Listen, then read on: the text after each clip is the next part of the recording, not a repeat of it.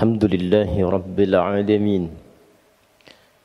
الحمد لله الذي فرض الجمعة للمؤمنين لنكون من الذاكرين، والصلاة والسلام على رسول الله الذي أرسل رحمة للعالمين، نبينا وسيدنا محمد وعلى آله وصحبه وذرياته وأمته إلى يوم الدين.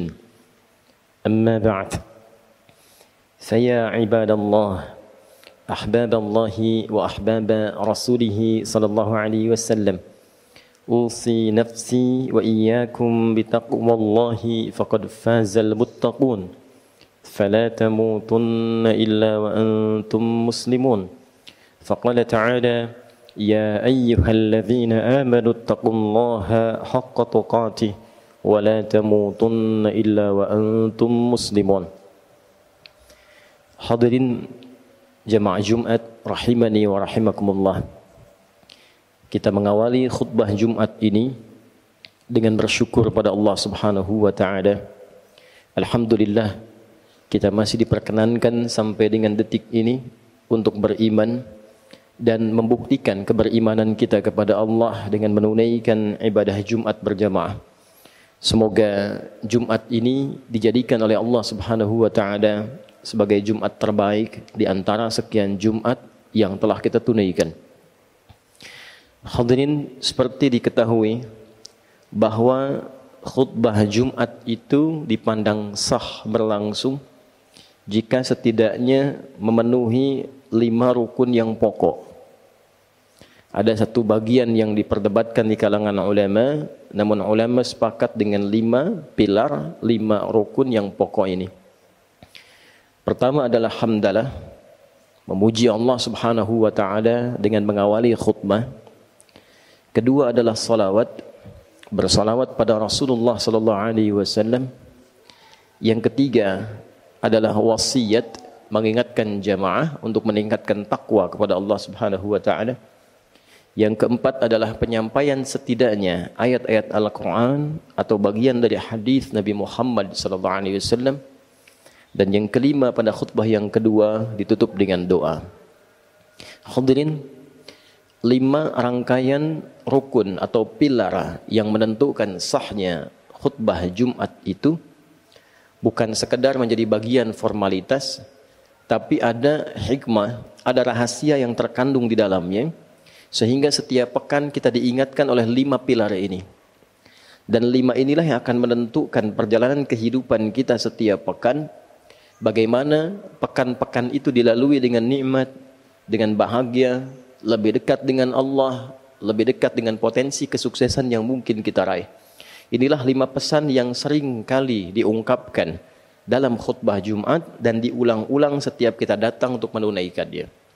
Hadirin, di pertemuan ini kita akan mendalami, mengelaborasi rukun yang pertama, pilar yang pertama, yaitu hamdalah.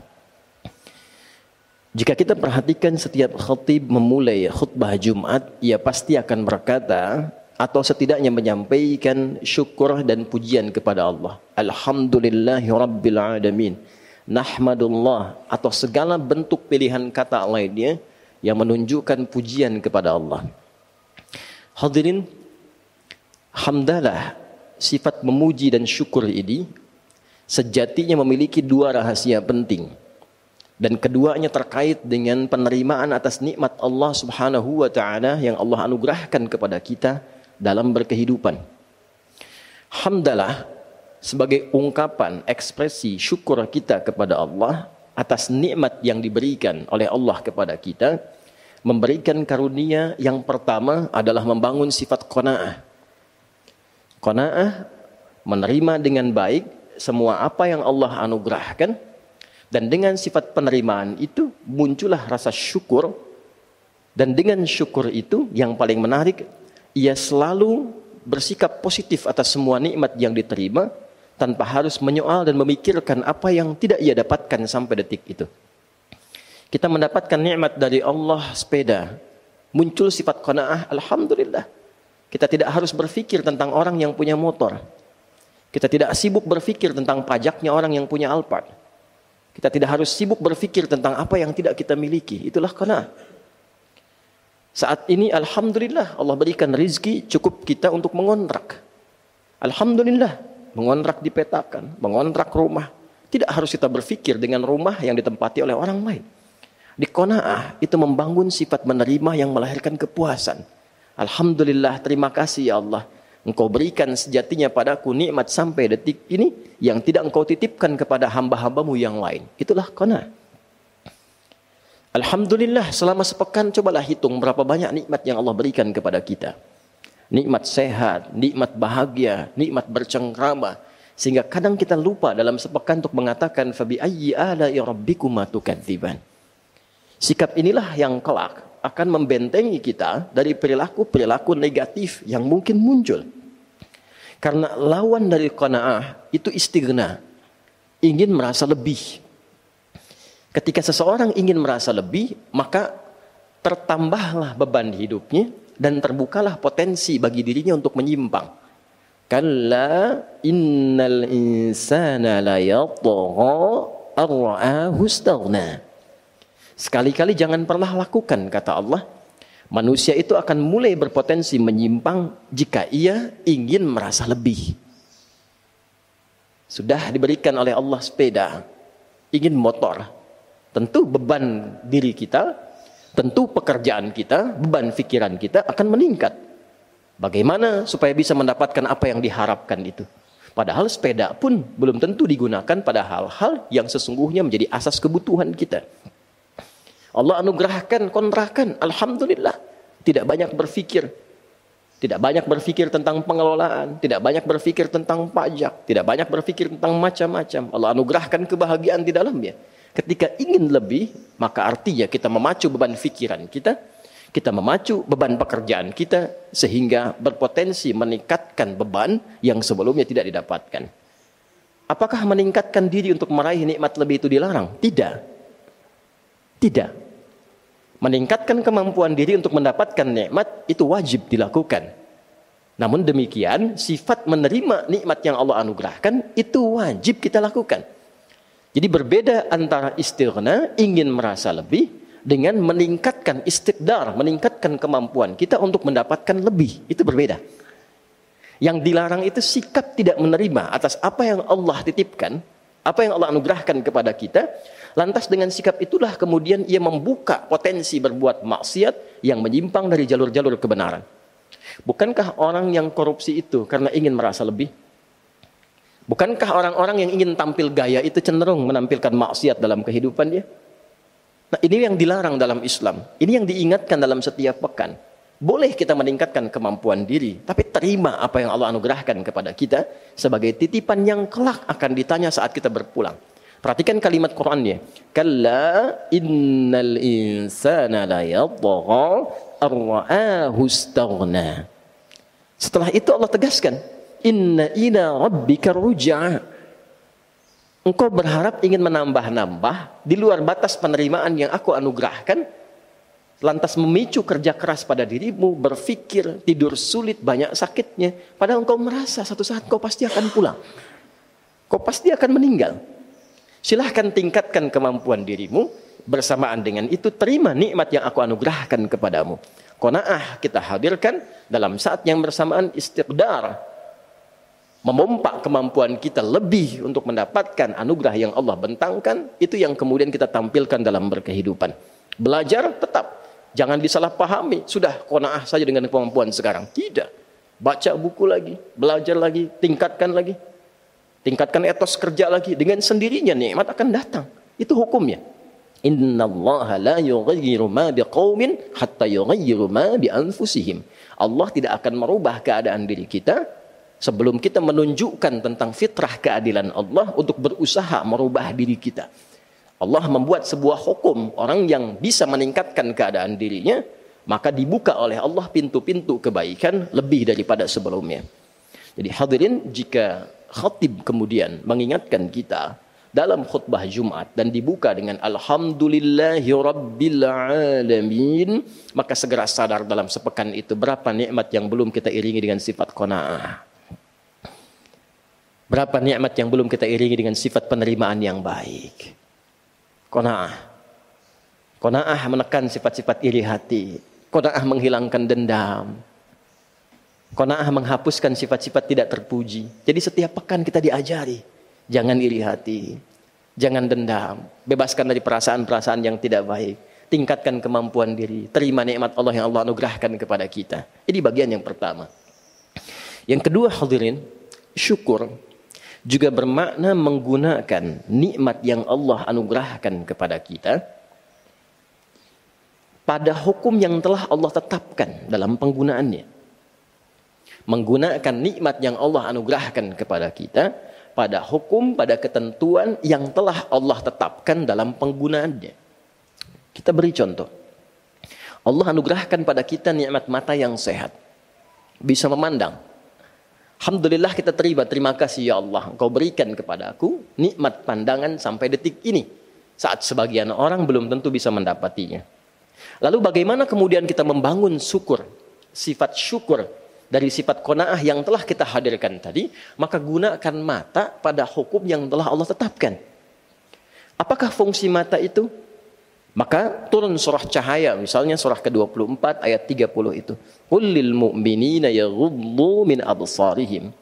Muhammad sallallahu alaihi wasallam perintahkan, sampaikan pada hamba-hambaku yang beriman, umatmu yang beriman, gunakan mata itu untuk memandang yang baik saja. Bila yang tak baik itu kemudian berpotensi terpandang, alihkan pandanganmu dari objek pandangan itu. Jadi mensyukuri nikmat mata, menggunakan mata untuk memandang yang baik-baik menurut aturan Allah dan Rasulnya. Tak baik palingkan, itulah syukur. Mensyukuri nikmat lisan, menggunakan lisan pada yang baik-baik yang Allah perintahkan. Ya ayyuhalladzina amanu la yasraq qaumin qaum, jangan gunakan untuk mencela. La yaghtab ba'dukum ba'dha, jangan gunakan untuk saling memaki, saling mengumpat, saling gibah. Man kana yu'minu billahi wal yawmil akhir falyaqul khairan aw liyasmut. Siapa yang merasa beriman pada Allah dan hari akhir, gunakan lisannya pada yang baik-baik saja. Berkata yang baik, tak mampu dia diam. Itulah mensyukuri nikmat lisan. Sampai ke ujung kaki. Jadi kita jangan bicara dulu mensyukuri nikmat sepeda, nikmat motor, nikmat pakaian, nikmat harta. Ini dari ujung kepala sampai ujung kaki selama sepekan ini sudah disyukuri atau belum? Jangan-jangan datang Jumatan, lisannya baru digunakan untuk mencaci orang lain. Datang Jumatan, telinganya baru digunakan untuk mendengar perbuatan maksiat. Datang Jumatan, fikirannya malah menerawang. Bahkan dalam saat khutbah Jumat, digunakan pada hal-hal yang berbau maksiat. Itu belum syukur namanya. Karena itulah ketika khatib mengatakan, Alhamdulillahi Rabbil Alamin. Ingat semua nikmat yang Allah anugerahkan pada kita. Nikmat kesehatan, udara, keluarga, dan seterusnya. Lalu setelah itu, gunakan semua nikmat ini dan evaluasi pada semua ketentuan yang Allah tetapkan. Lihat nikmat ada orang tua, sudah didoakan atau belum? Orang tua dekat dengan Allah atau tidak? Sudah sholat atau belum? Ada anak-anak sudah bisa baca Quran atau belum? Dekat dengan Allah atau tidak? Jangan kita berharap sekeluarga masuk surga, sementara anak pun sholat tak mampu. Orang tua jauh dari Allah. Maka apa yang kita harapkan dalam kehidupan ini? Sikap yang dapat dibangun dua hal melalui sikap syukur dalam wujud ekspresi khatib Alhamdulillahi Rabbil Alamin. Setiap pekan kita mendapatkan pesan-pesan Rabbani, terima semua nikmat, maka terbebas dari perbuatan maksiat, hilang sifat-sifat yang tidak baik. Saat bersamaan gunakan semua nikmat itu pada seluruh ketentuan yang telah Allah tetapkan. Yang dengan itu mudah-mudahan kebahagiaan di dunia bisa diraih, hisab di akhirat ringan kita menjalaninya. Barakallahu li wa lakum fil Qur'anil azim wa nafa'ani wa iyyakum bima fihi minal ayati wa dzikril hakim wa taqabbala minni wa minkum tilawatahu innahu huwas samiul alim. Ud'ullaha yastajib lakum jami'an.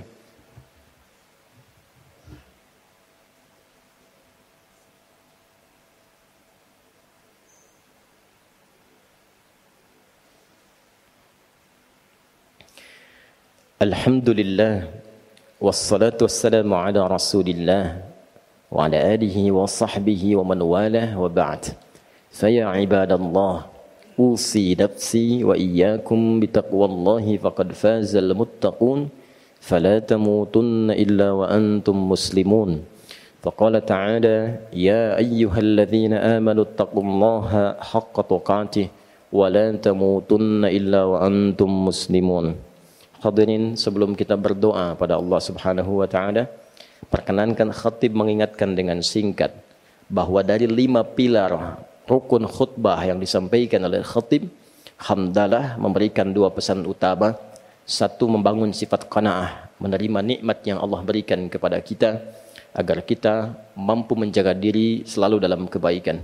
Tidak perlu iri hati dengan jabatan orang lain. Tidak perlu iri hati dengan hadiah yang mungkin orang lain terima. Tidak perlu iri hati dengan nikmat yang orang lain dapati. Tapi tingkatkan kemampuan diri kita untuk mendapatkan anugerah lebih dari apa yang kita inginkan dari Allah Subhanahu wa taala. Kedua, pergunakanlah nikmat-nikmat itu dengan baik sesuai aturan Allah, karena semua akan dihisab. Dari ujung kepala sampai ujung kaki. Mata kita dihisab, telinga kita dihisab, pakaian kita dihisab, semua yang melekat pada diri kita akan dihisab. Mari kita berdoa pada Allah Subhanahu wa taala.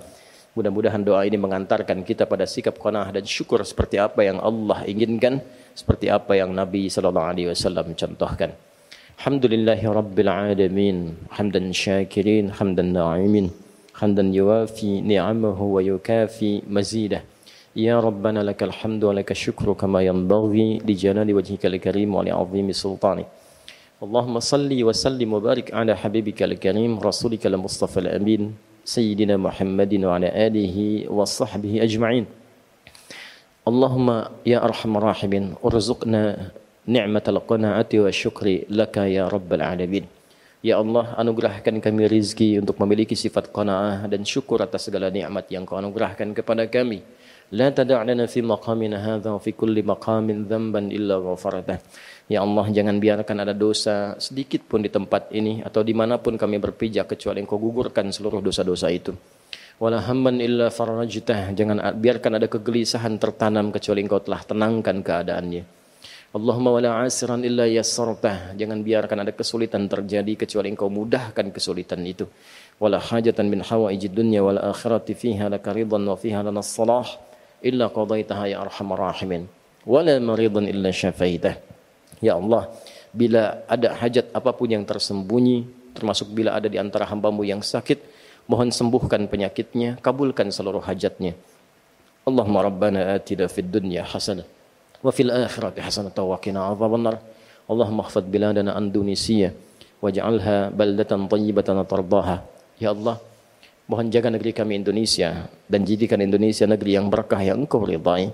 Jaga kami ya Allah, jauhkan dari perpecahan, satukan dalam kebaikan. Dan jaga para ulama kami ya Allah, ikhlaskan mereka dalam berdakwah untuk mencerahkan umat dalam kebaikan. Allahumma bifadlika subhana rabbika rabbil izzati amma yasifun wa salamun alal mursalin wa akhiru da'wana subhanakallahumma wa bihamdika nasyhadu an la ilaha illa anta nastaghfiruka wa natubu ilaik walhamdulillahi rabbil alamin. Ibadallah, innallaha ya'muru bil 'adli wal ihsan wa ita'i dzil qurba wa yanha 'anil fahsya'i wal munkari wal baghi ya'izukum la'allakum tadhakkarun wa la dzikrullahi akbar wallahu ya'lamu ma tasna'un. Aqimus shalah yarhamukumullah.